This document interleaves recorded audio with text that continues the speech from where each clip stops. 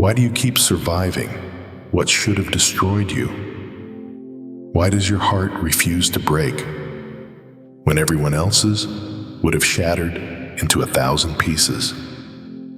And why, tell me, why do people look at you now with a mixture of fear, respect, and confusion, like they're witnessing something they can't explain?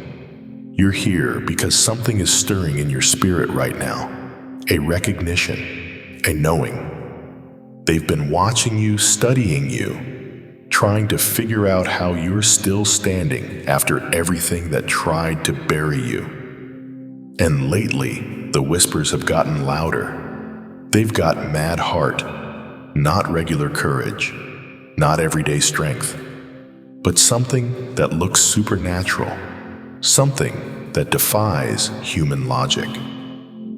Here's what they don't understand. Your heart didn't get strong by accident. It got forged in fires that were meant to consume you. Every betrayal that should have made you bitter, every disappointment that should have left you broken, every storm that should have drowned your faith, they were all shaping something inside you that the world has never seen before. And now, as you stand here in this moment, the fullness of that truth is about to be revealed. Listen to me carefully. You are not here by accident. You're not watching this by chance. This is a divine appointment orchestrated by heaven itself, because God is ready to show you something about your own heart that will change everything. The Bible declares in Proverbs 4:23, "Above all else, guard your heart, for everything you do flows from it." But your heart isn't something that needs guarding from the world anymore. It's something the world needs to be guarded from. People are noticing something extraordinary about you. They're whispering in corners. They're watching your every move. They're confused and even intimidated by the way you carry yourself through impossible situations. They see someone who should be broken, but walks with authority. They see someone who should be bitter, but moves with compassion. They see someone who should have quit, but keeps rising with an intensity that makes them question everything they thought they knew about strength. But today, we're going beyond the surface. Today, we uncover the biblical, psychological, and spiritual truth about why they say you have mad heart, and it's not what they think. This isn't recklessness. This isn't anger. This is something far more powerful. It's a heart that has been through the refiner's fire and emerged as pure gold. It's a heart that knows the difference between human strength and divine resilience. It's a heart that stopped asking, "Why me?" and started declaring, "Try me." Before we go deeper, I want to honor something sacred. Thank you to every single one of you who has supported this message through Super Thanks. Your generosity means more than you know. You're not just giving, you're helping spread light to others who feel alone in their calling, who are questioning their strength, who need to hear that their heart isn't broken. It's battle-tested. Whether you give or not, I'm deeply grateful for your presence here. Your support, your time, your attention, it all matters. And if this message resonates with your soul, go ahead and drop 777 in the comments right now. That's not just a number. It's a declaration that you're ready to step fully into your divine purpose. Hit like and subscribe to be part of a movement that's awakening chosen ones across the world. This isn't just a video. This is a moment that will mark a turning point in your life. Now let's uncover the truth about your mad heart.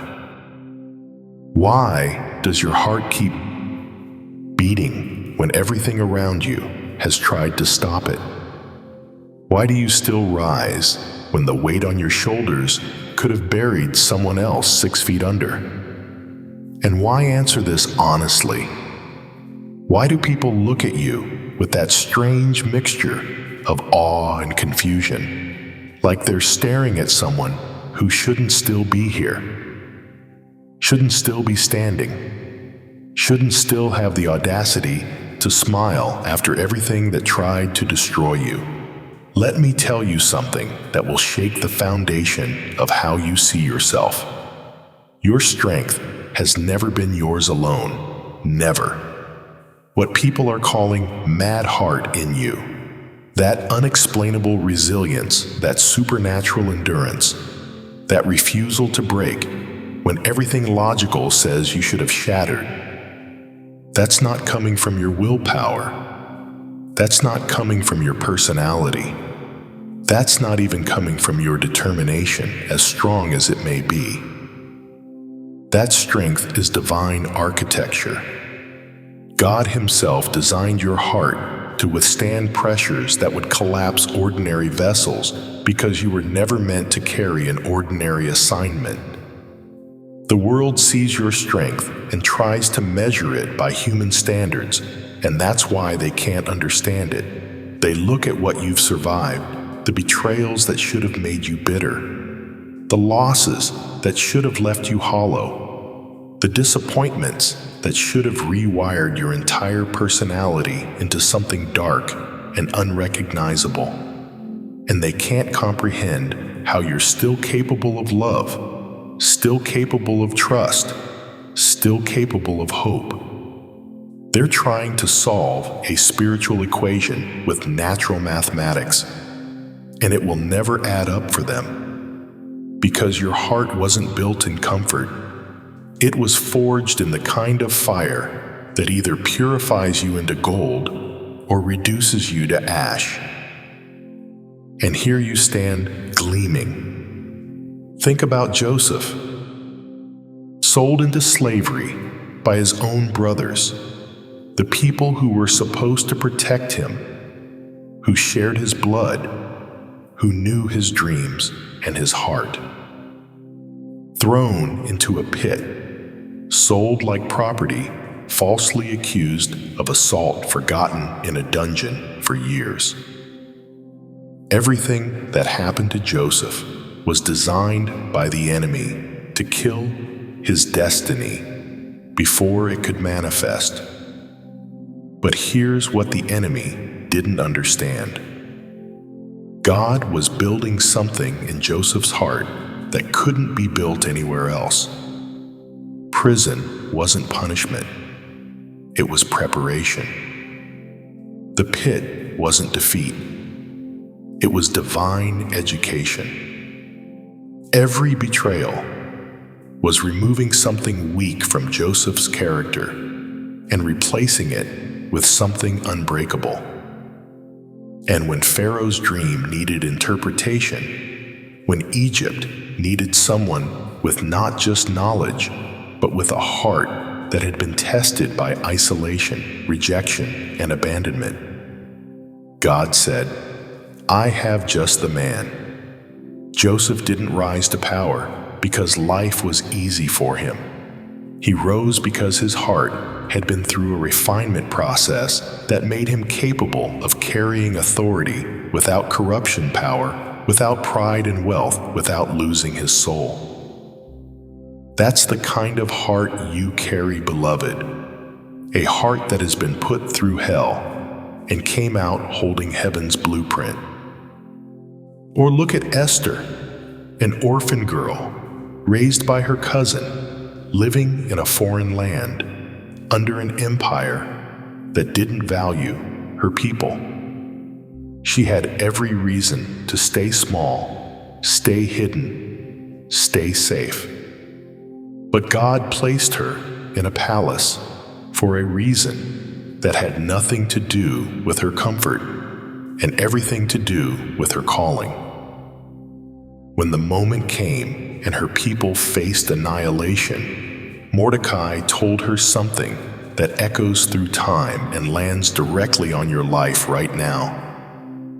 Who knows but that you have come to your royal position for such a time as this?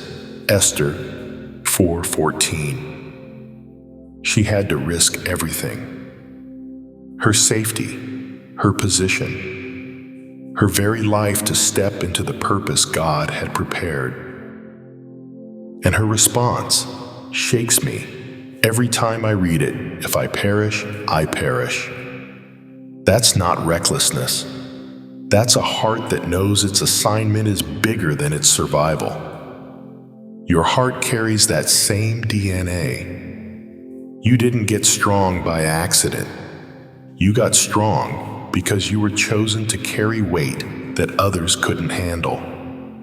You were chosen to stand in gaps where others would have run. You were chosen to love people who couldn't love you back. You were chosen to forgive when vengeance would have been justified. You were chosen to rise when staying down would have been easier. And every single time you made that choice, every single time you chose character over comfort, purpose over pity, faith over fear, something was being built in you that the world cannot replicate, cannot understand, and cannot take away. Reflect on your own life right now. How many times have you been written off?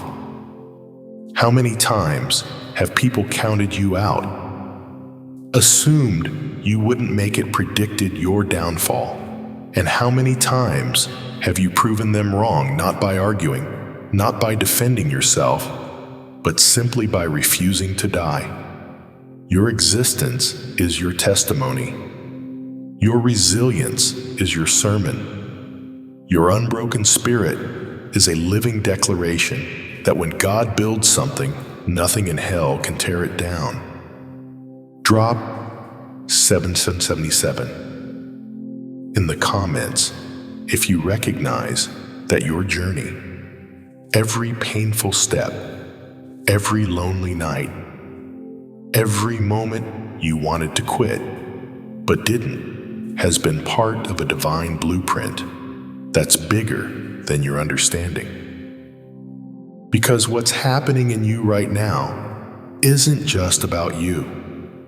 It's about everyone who will be strengthened by your story, everyone who will be inspired by your survival, everyone who will find courage because you refuse to give up when giving up would have been so much easier.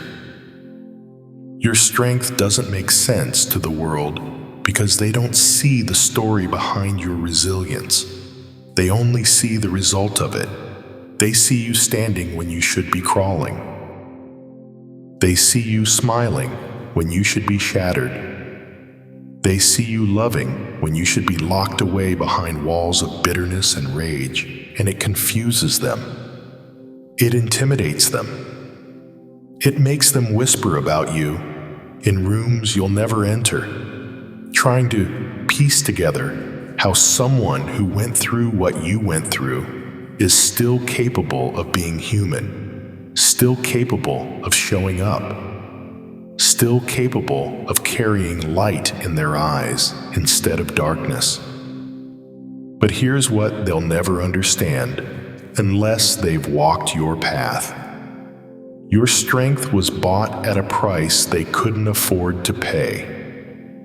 Every ounce of resilience you carry today was purchased with tears they never shed, with nights they never endured, with a kind of loneliness that doesn't just hurt, it transforms. They're measuring your strength by what they see on the surface, but they have no access to the underground caverns where that strength was mined, chiseled, and extracted from the very depths of your soul. They don't see the nights you cried until your body had nothing left to give. They don't see the mornings you woke up and had to physically force yourself to get out of bed because staying there felt safer than facing another day. They don't see the moments where you sat in silence staring at nothing, wondering if you had anything left inside you worth fighting for. What the world calls mad heart is actually sacred scar tissue.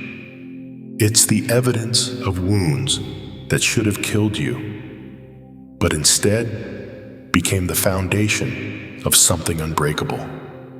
The Bible tells us in 2 Corinthians 12:9, "My grace is sufficient for you, for my power is made perfect in weakness." That's not poetry, beloved. That's a divine formula. God's strength doesn't show up in people who've never been weak. It shows up in people who've been so weak, so broken, so utterly demolished, that they had no choice but to discover a power source beyond themselves. Your pain wasn't punishment. Your pain was the entry point for a kind of strength that doesn't exist in people who've lived comfortable, protected, easy lives. When others would have folded, you stood, not because you were stronger in that moment, but because your heart was crafted in pain, forged in betrayal, tempered in disappointment, refined in rejection. Think about how metal becomes steel.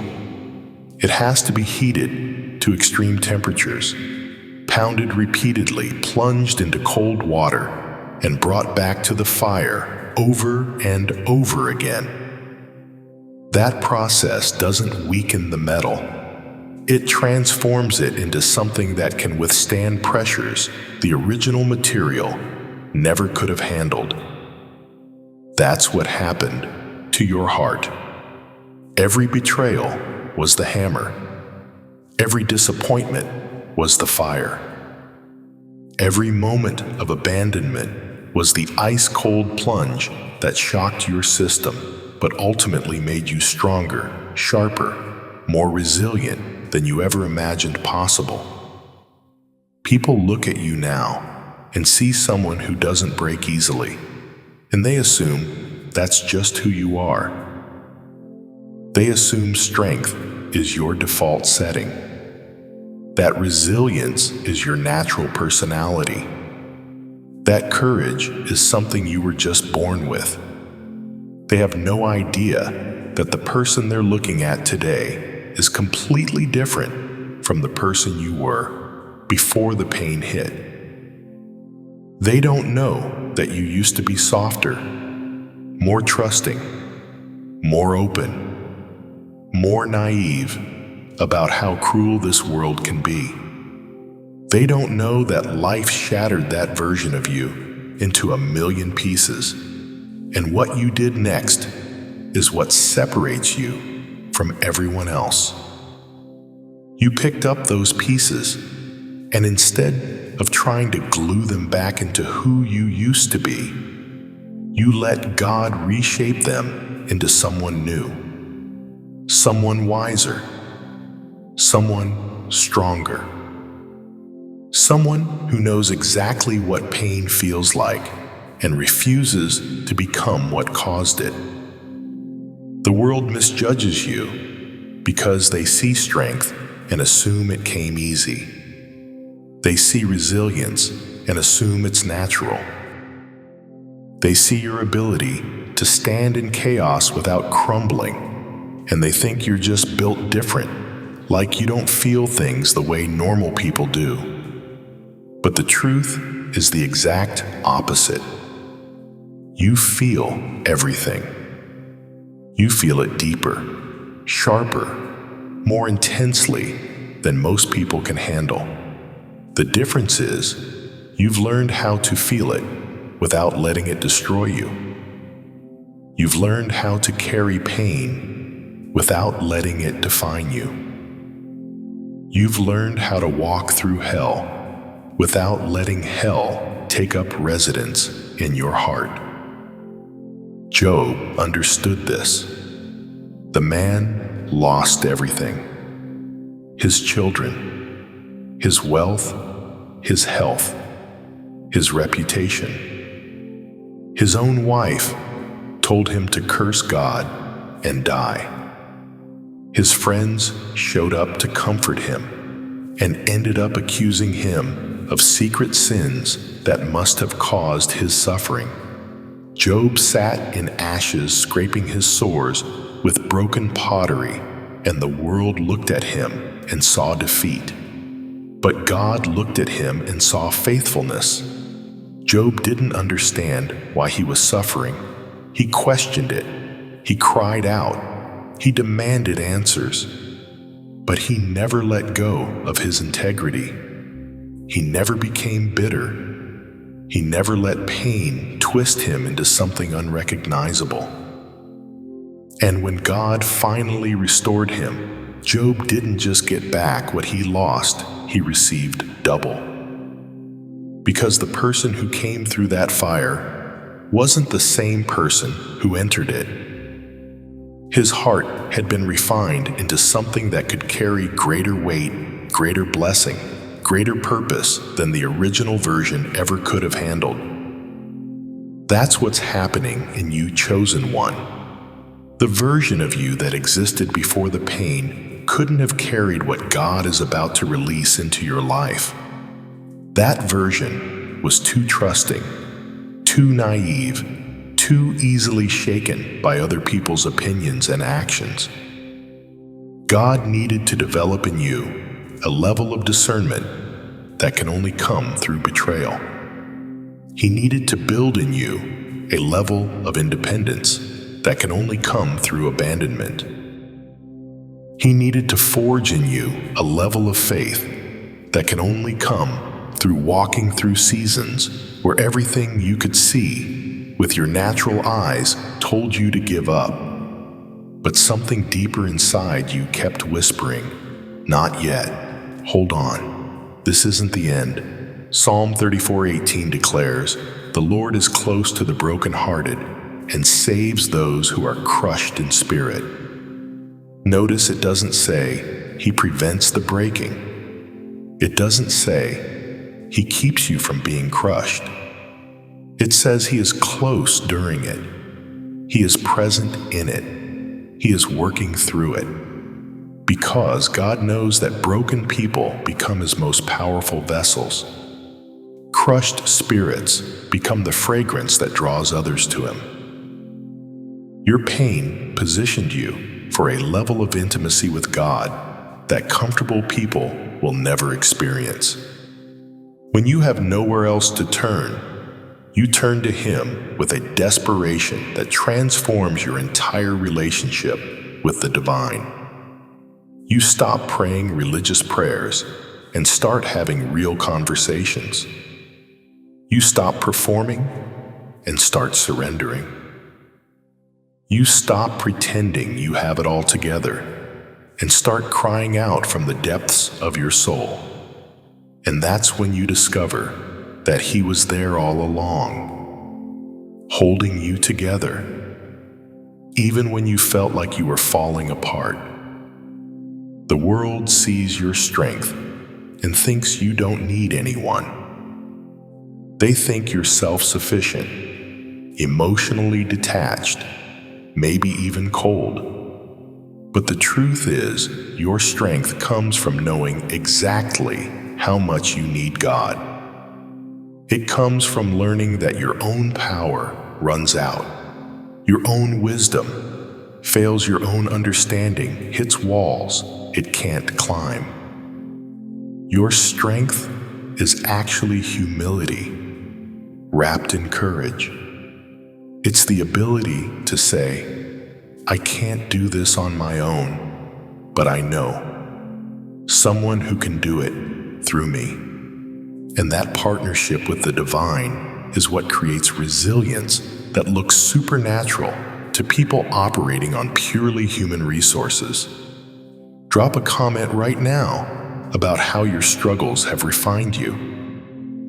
Share your journey, not for sympathy, not for attention, but as a testimony that pain doesn't have to destroy you.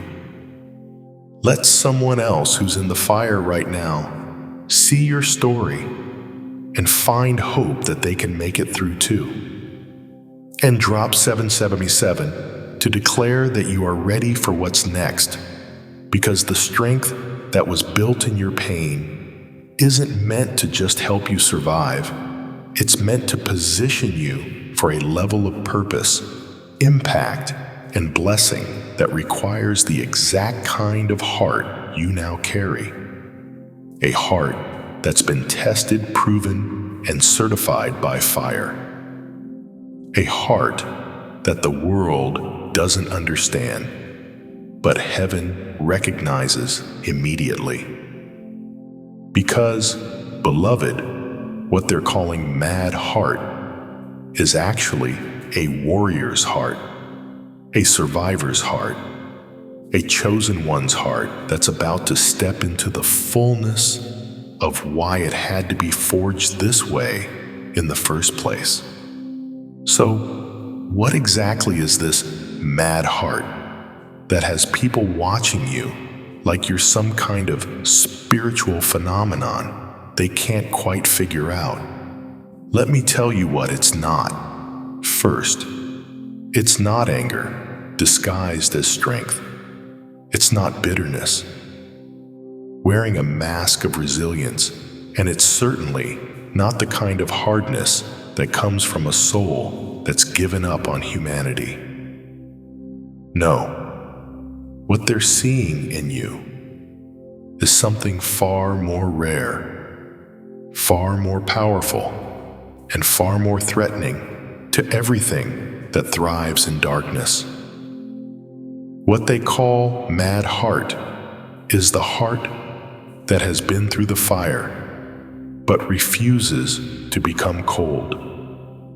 It's the heart that has been betrayed, but still knows how to love with intention. It's the heart that has been shattered, but somehow reassembled itself into something stronger than it was before it broke.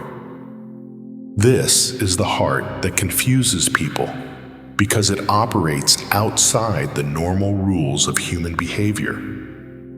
Logic says when you're hurt, you become cruel. Psychology says when you're betrayed, you build walls. Society says when you're disappointed, you lower your expectations and protect yourself at all costs.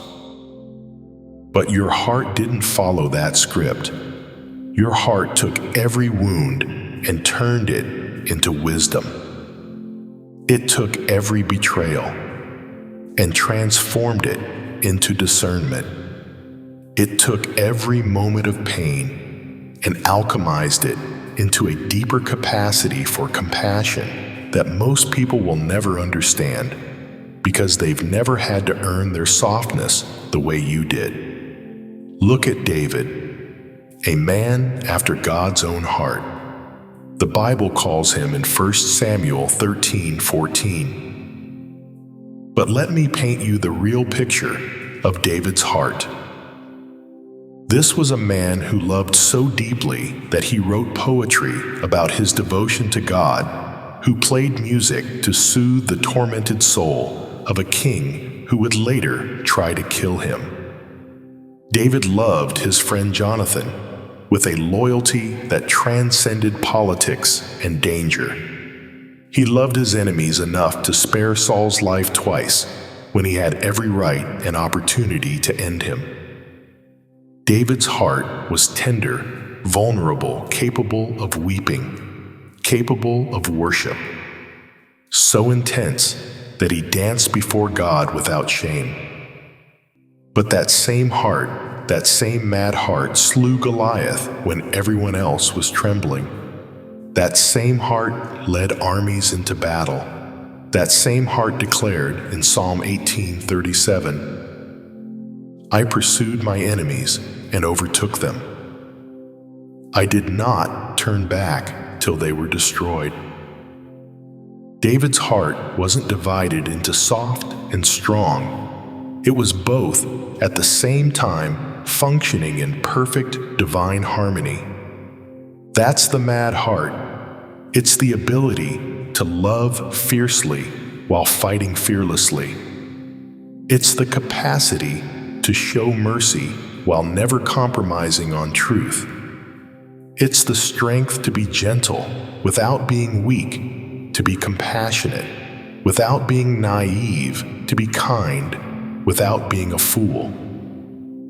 Most people can only operate in one mode. They're either tough and closed off, or they're open and easily manipulated. But you, beloved, you've mastered something that takes years of spiritual warfare to develop.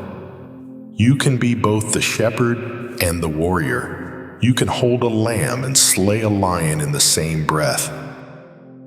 And then there's Jesus, the ultimate example of the mad heart that the world still can't reconcile. He wept over Jerusalem.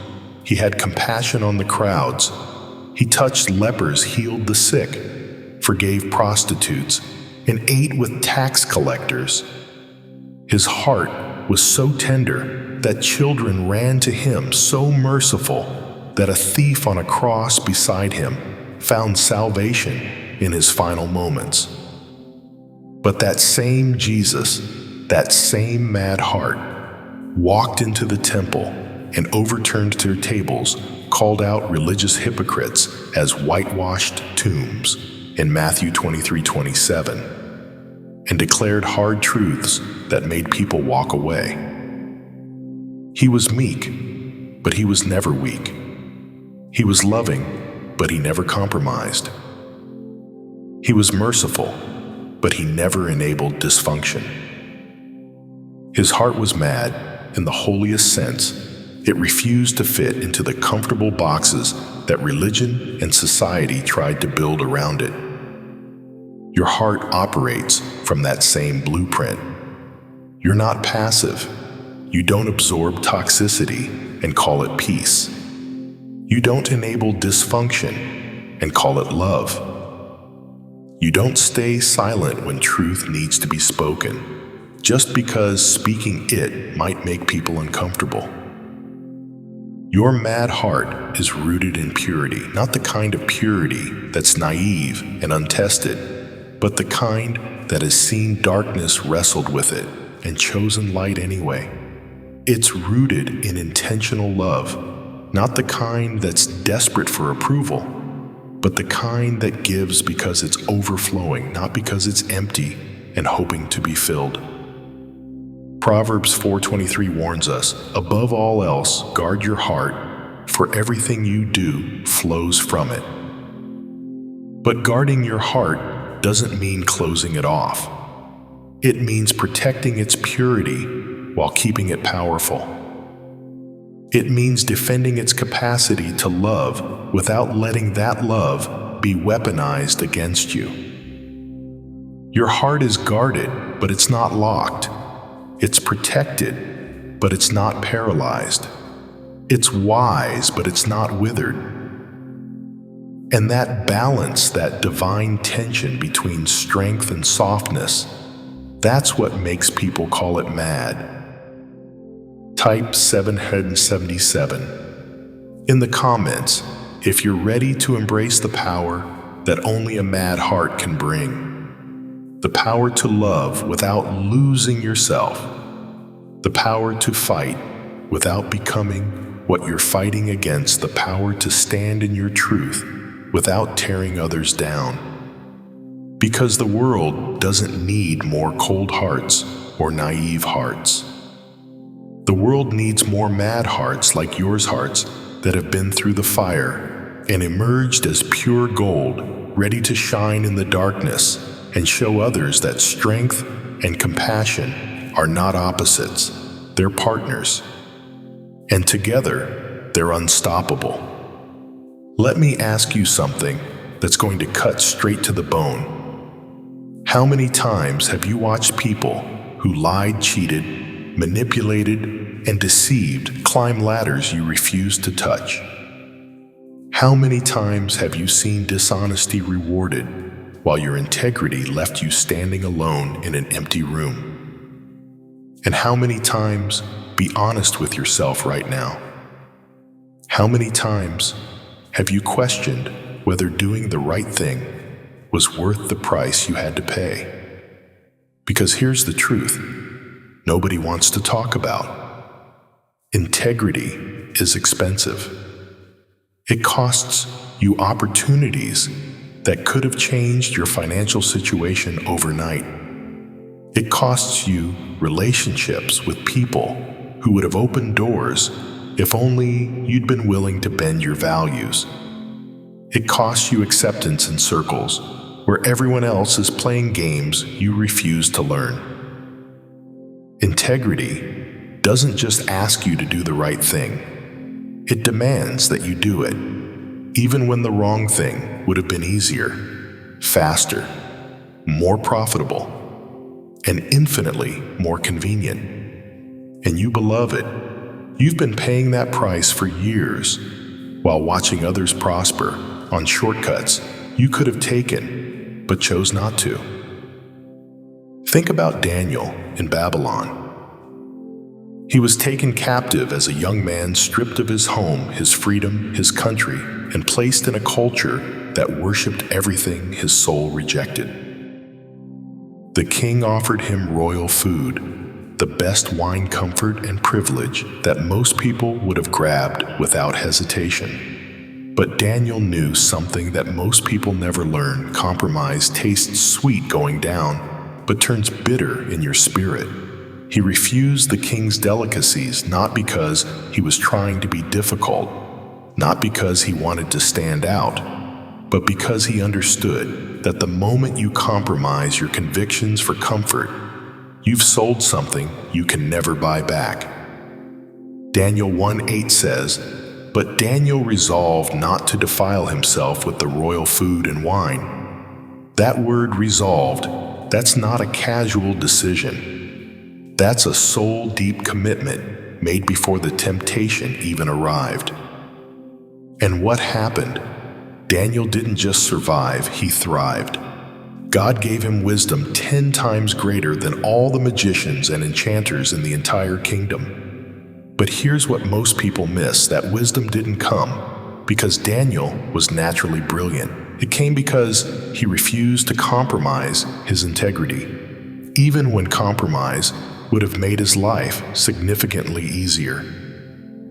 His integrity positioned him for divine favor that human networking could never provide.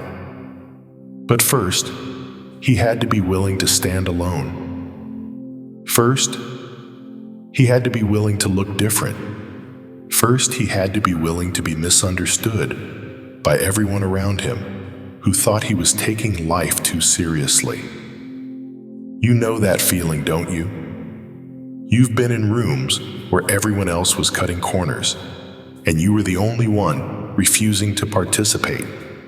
You've been in situations where one lie could have saved you from consequences, but something in your spirit wouldn't let you speak it. You've watched people get promoted through manipulation, while your honesty kept you in positions that didn't reflect your capability. And the world looked at you like you were naive, like you didn't understand how the game is played, like you were too pure or too rigid or too idealistic to survive in the real world.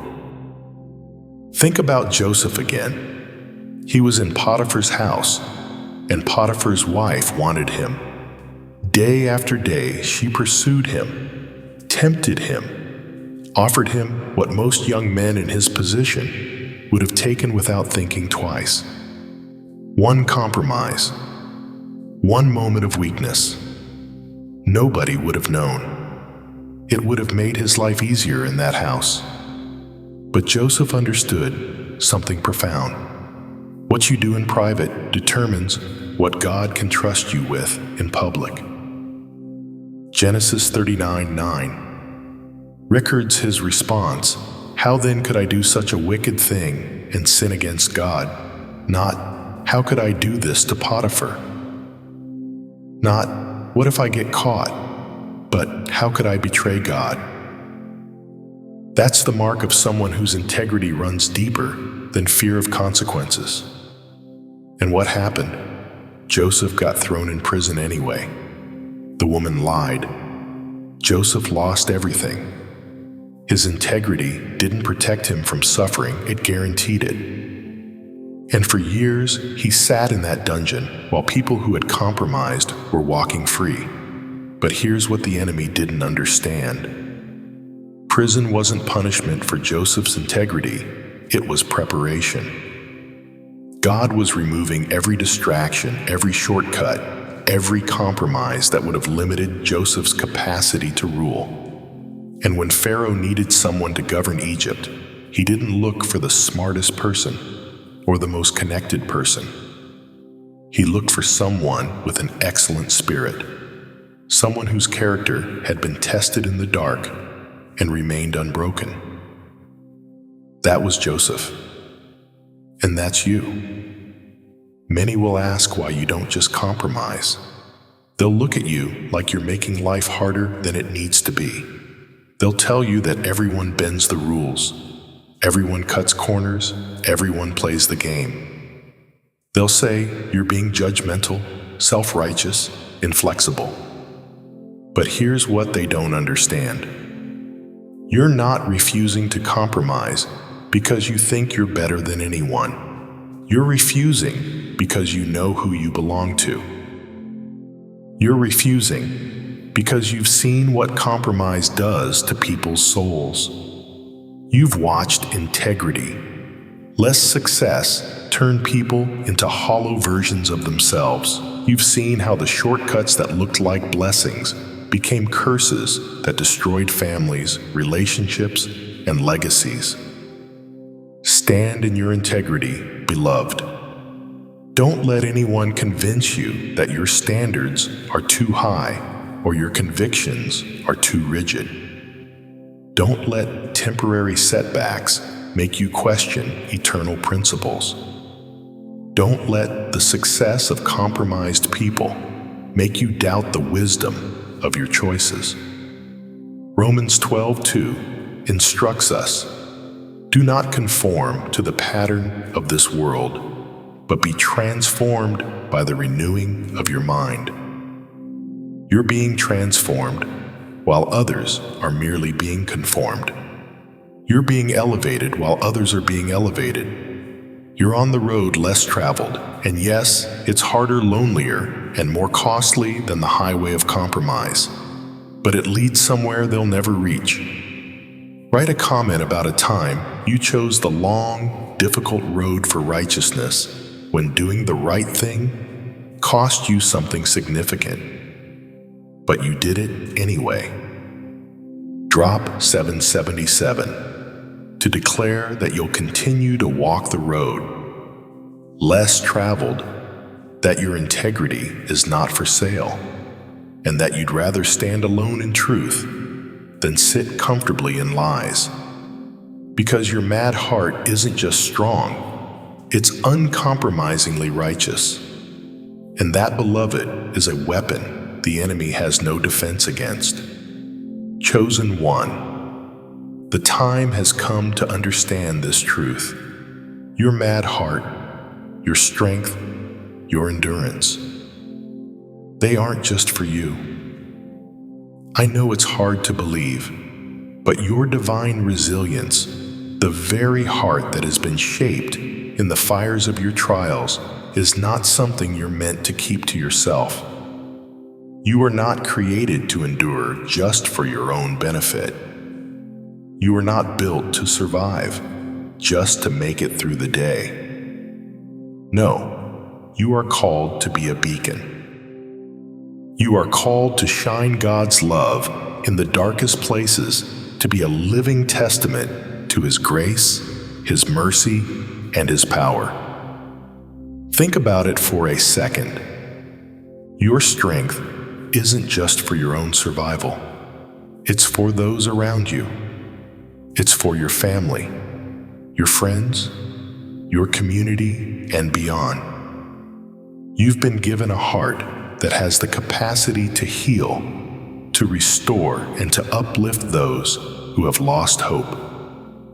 Your endurance has prepared you for this moment, and now it's time to release it to the world. Look at the world around you, chosen one. Look at the suffering, the pain, the brokenness. There are people out there who need to see the hope that you carry.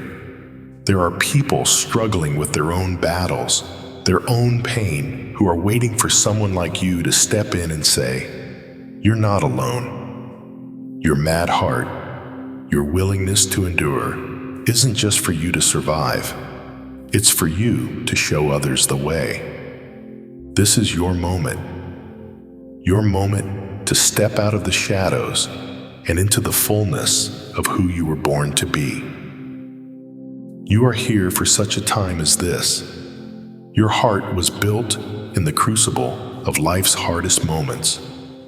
And now it is time to use that heart to change the world. Just like Esther, who risked everything to save her people, you are called to be a vessel of change. You're not meant to blend in or shrink back. You were made to rise and shine, to step boldly into the destiny God has prepared for you. And now, I'm asking you to take action. This is your moment. This is the time to step into the fullness of your calling and release your divine blessing to the world. Drop a 777 in the comments if you're ready to be a blessing. Let the world see your divine light and declare your readiness to walk in purpose.